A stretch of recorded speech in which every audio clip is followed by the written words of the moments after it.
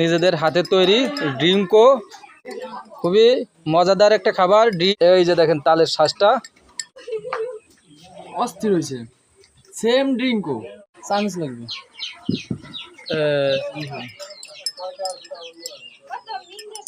সে একটা ড্রিঙ্কস, হ্যাঁ, অনেক মজাদার। এই যে ছিল তালের শ্বাস।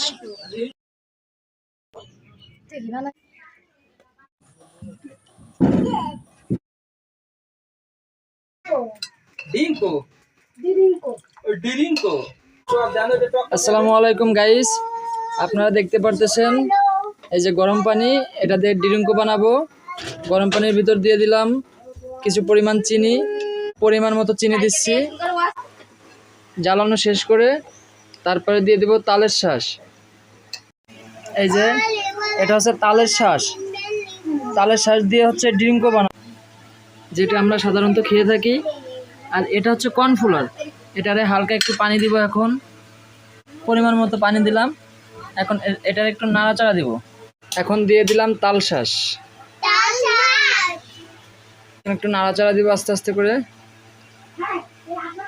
এই দেখেন কি সুন্দর কালার, একদম পুরো ড্রিঙ্কর মতো হয়ে গেছে, সেম ড্রিঙ্কও। আসলে এটা হচ্ছে ন্যাচারাল। কিনা ড্রিঙ্কতে অনেক ছ্যাকারিং থাকে, ওটা খেলে পোলাপানের সমস্যা। পরিমাণ মতো হালকা একটু লবণ দিয়ে দিলাম, এই যে তাদের টেস্টটা ভালো হয়। একটু নাড়াচাড়া দিই। এখন হালকা একটু কর্নফ্লাওয়ার দিয়ে দেব। পরিমাণ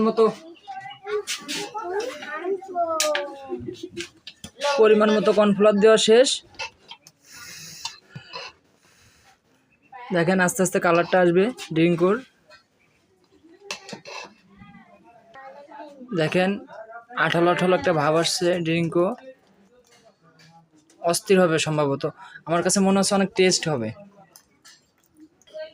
কিন্তু ফ্রিজে 2-3 ঘন্টার জন্য রেখে দিতে হবে, ঠান্ডা করে খাইতে হবে। অনেক মজাদার। এই যে ছিল তালের শ্বাস তৈরি ড্রিঙ্কও তৈরি করা হইলো তালের শ্বাস দিয়া।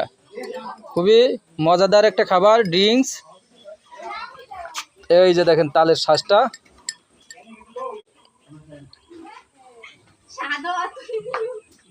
অস্থির হয়েছে, সেম ড্রিঙ্কও।